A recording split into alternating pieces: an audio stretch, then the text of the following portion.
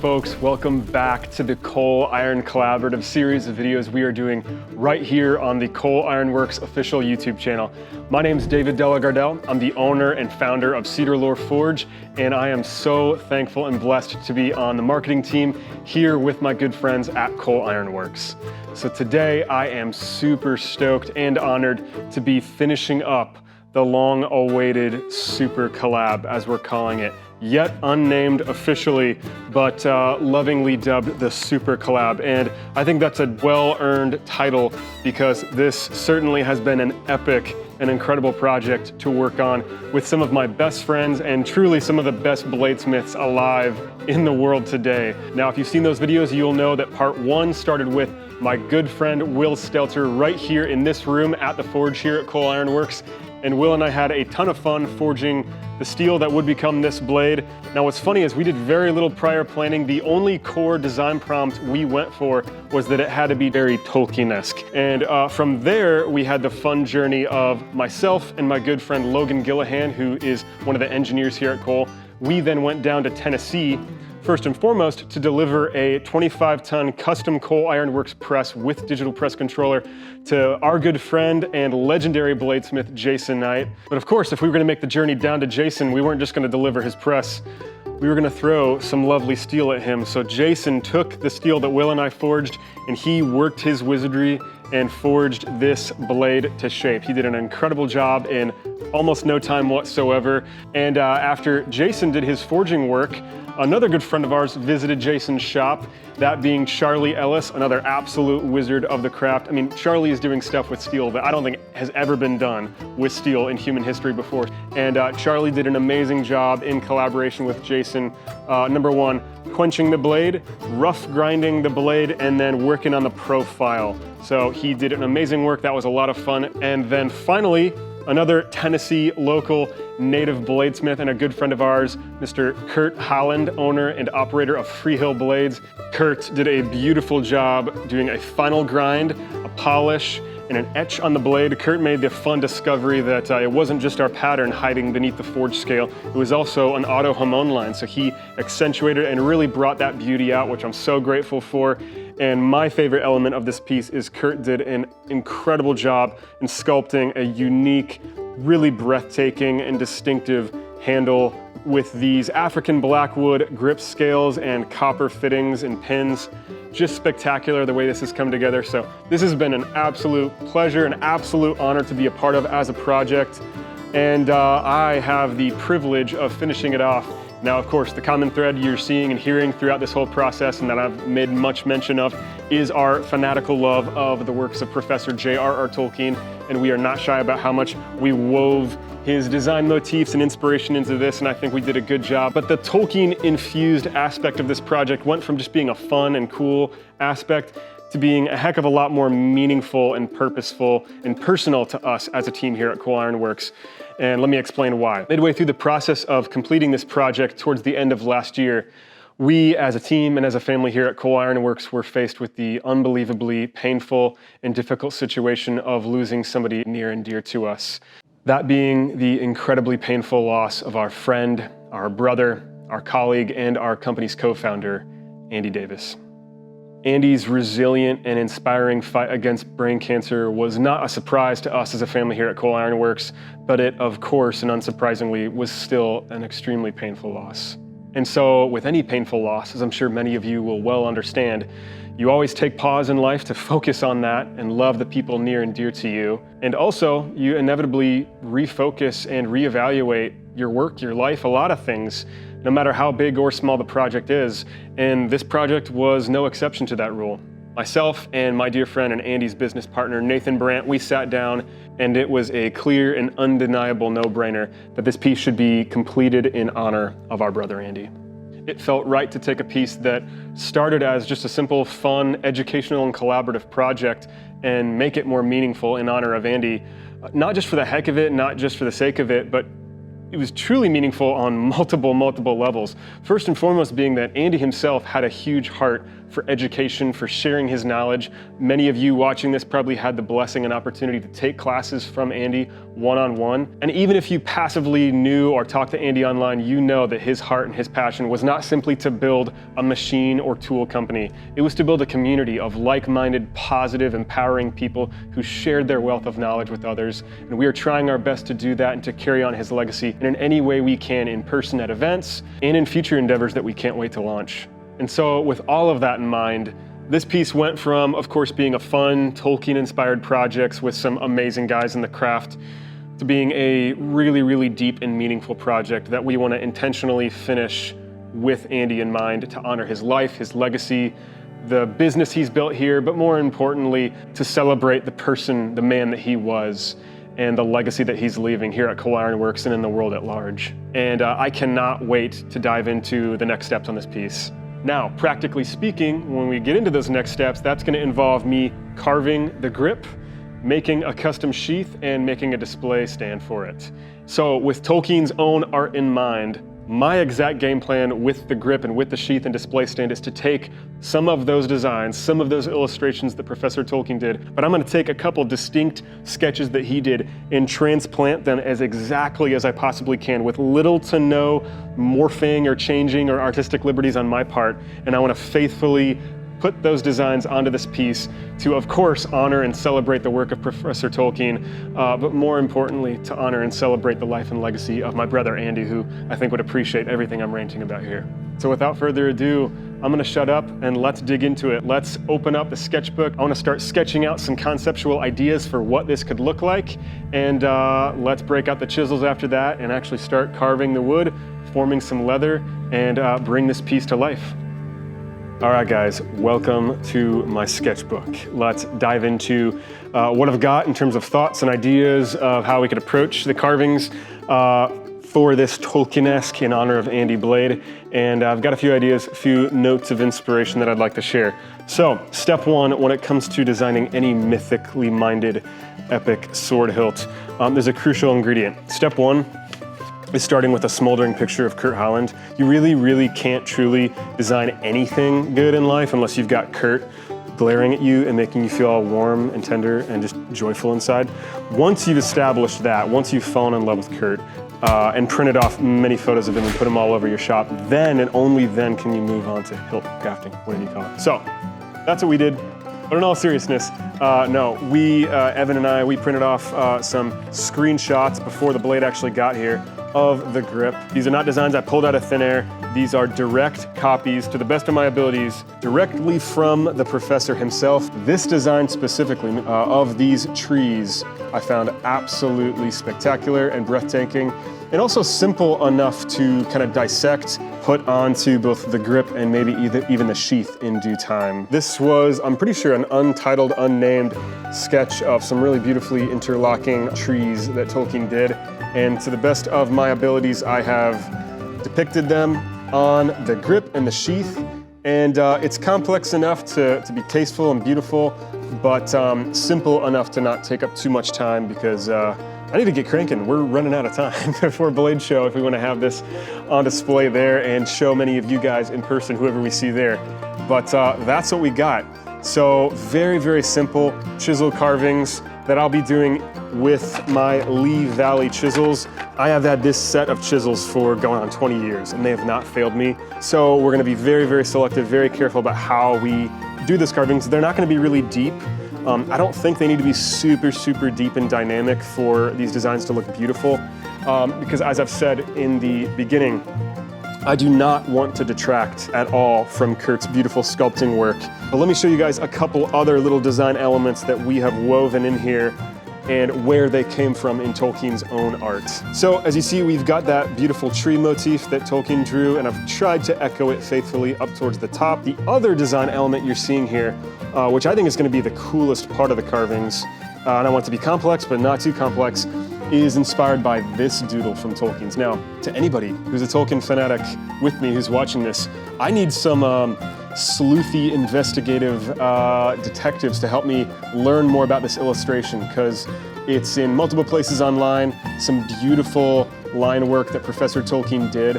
I would love to learn what the Elvish says here. To my shame, I don't read Elvish. I know, big shocker. I would love to learn whatever words Tolkien wrote there, but I just love the details he sketched onto this page. And there's a couple designs particularly. There's one line right here. I love how it alternates between these X's and these kind of almost tunnel-looking patterns back and forth. So I picked this out as a favorite in this larger, very complex sketch. And handsome stud behind the camera, Mr. Evan Williamson, he pitched to me the fantastic idea of taking this design and ever so subtly wrapping it around the contour. Now, why look at the sketch when we've got the actual piece right here? So yeah, the plan is to take that very tight and complex geometric motif and just kind of carry it around this super sexy contour that Kurt sculpted into the handle. Now, it'll get a little bit weaselly and tricky and difficult when it kind of thins out in here, but that's a fun challenge that I'm gonna embrace. That's more or less the design I'm gonna be aiming at. I think it's still faithful to Tolkien's original doodle, but it works within the parameters of the grip that we're working with. So that's the plan. The sheath itself, of course, is going to be wet molded veg tanned leather, which, man, I love sheath making. I love leather working. This is gonna be a lot of fun to make. I've got some quirky, fun methods into which I would like to tool this tree. And of course, I could just tool it by hand, but this is a workshop filled with incredible world-class brainiac CNC engineer wizards. Many of them are good at CNCs or 3D printers and stuff. So I'm thinking it would actually be cool to get the involvement of a couple of other guys here in the shop and either 3D print or CNC cut a stamp in which I could get Tolkien's design very precise, very exact on the computer, and then have that repeatable stamp for both sides of the sheath. So the sheath is gonna be great. I'm gonna stain the sheath black, just like the grip, so it aesthetically matches. And then the color indicating here, I'm actually gonna use copper as fittings on the outside perimeter of the sheath and copper rivets. And I'm gonna etch those designs. The same kind of geometric motif we've got following along the curve here will be all along those copper fittings. So I'm really in love with this design overall. I cannot wait to start actually chipping away, carefully carving at the wood. But let's start by sketching the design on the grip and roll from there.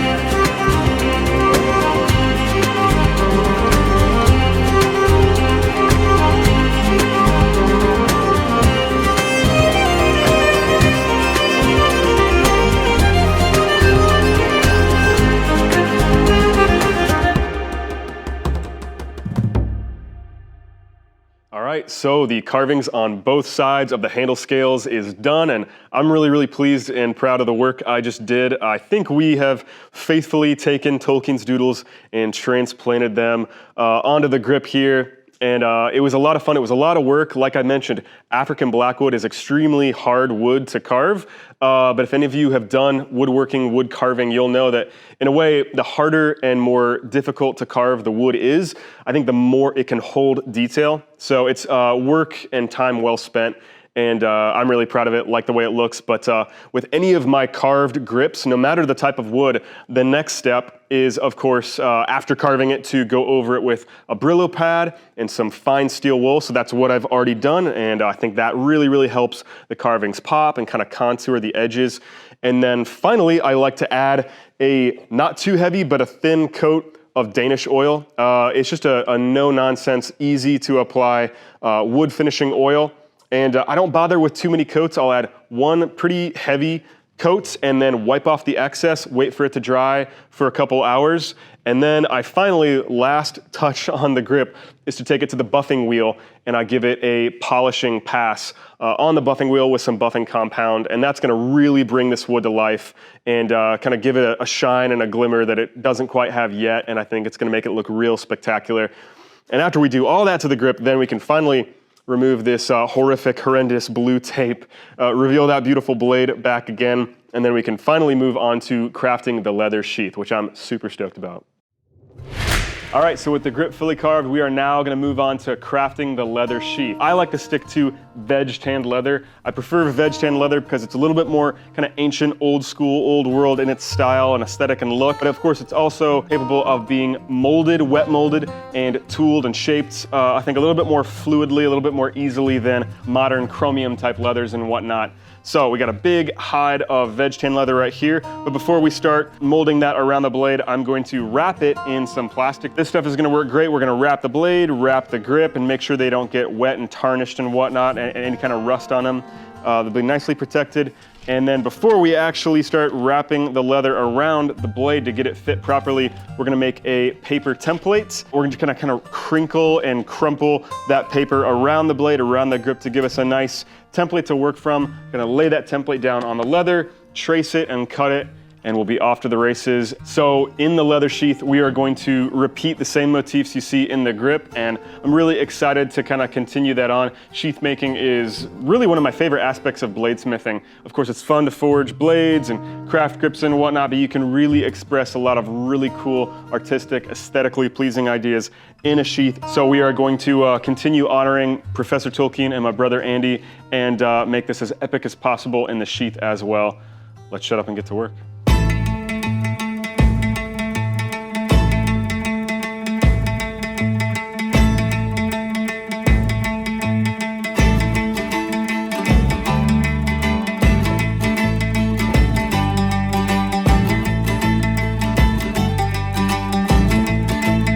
As much of a weird, elongated, fishy Pac-Man as it looks, this is going to become a quite beautiful leather sheath. Now, we can finally do some actual wet molding of this leather, but we're going to get some hot running water under the sink. We're going to conform it, contour it around the grip, around the blade, and this is one of my favorite parts. It's going to be a lot of fun, so let's get the weather wet. The weather wet? The leather wet. I mean, weather is wet too, but we're doing leather wood.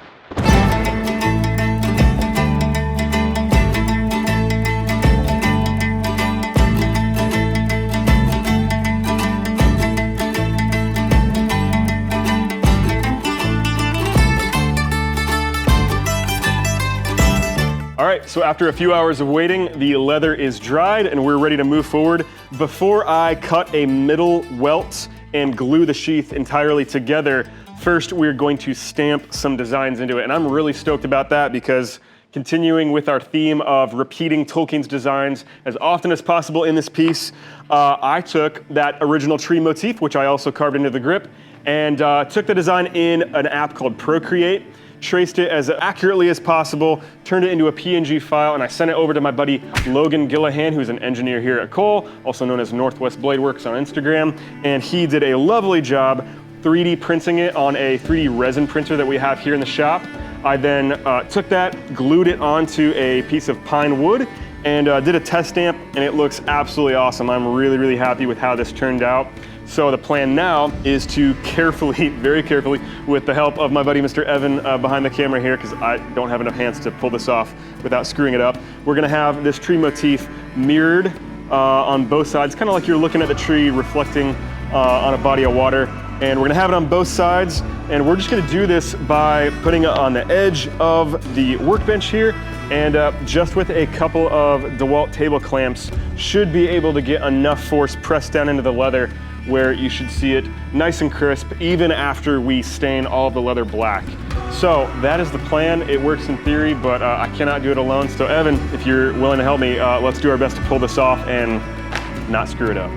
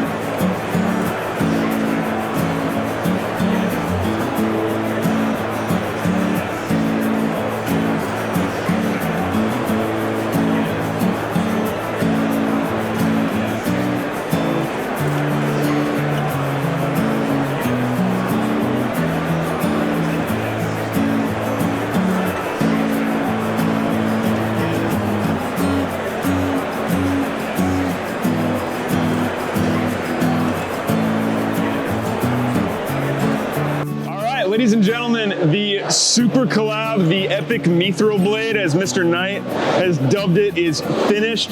We are here at Blade Show 2022. What year? Is that the right year? We traveled in time. Maybe the awesomeness of this collaboration took us back in time. So it's almost a full year in the making. That is true. That is true. 10 months. Yeah, gentlemen, it's been an absolute honor and privilege working with every single one of you. Thank you guys for bringing this to life. I really love that we get to complete it in honor of our brother Andy Davis in memoriam and remembrance of him. And we just thank you guys so much for tracking along with us in the journey. We hope you enjoyed it, and many, many more projects like this to come. But thank every single one of you guys. Go follow these hooligans if you've not already, and subscribe to the Coal Iron Works YouTube channel. Much more coming. Peace.